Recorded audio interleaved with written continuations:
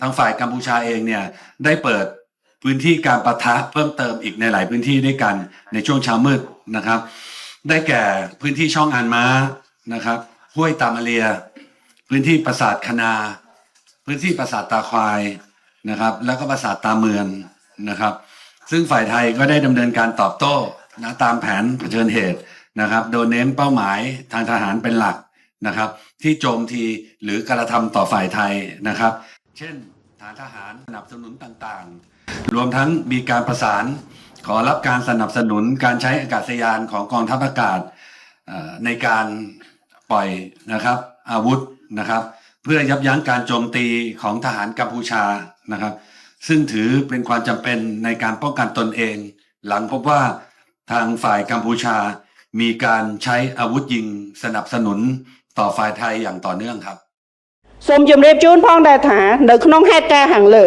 កងកម្លាំងកម្ពុជាមិនបានតបតឡើយដោយប្រកាន់ខ្ជាប់នៅបំផុតនៅការគោរពនិងការអនុវត្តបទឈប់បាញ់និងសេចក្តីថ្លែងការណ៍រួមស្តីពីកិច្ចព្រមព្រៀងសន្តិភាពរវាងកម្ពុជាថៃរួមទាំងគោលការណ៍ឯកភាពគ្នារវាងកម្ពុជានិងថៃដោយឈរលើមូលដ្ឋាននៃការដោះស្រាយរាល់បញ្ហាដោយសន្តិវិធីត្រឹមត្រូវនិងស្របតាមច្បាប់អន្តរជាតិក្រសួងការពារជាតិនៃព្រះរាជាណាចក្រកម្ពុជាសូមថ្កោលទោសយ៉ាងដាច់អហង្ការចំពោះទង្វើអមនុស្សធម៌ដ៏សាហាវឃោរឃៅ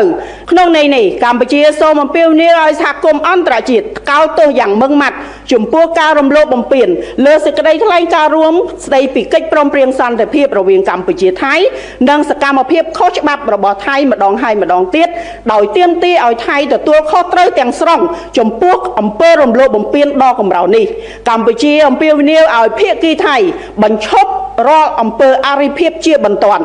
ដែលគំរាមកំហែងដល់សន្តិភាពស្ថិរភាពនៅក្នុងតំបន់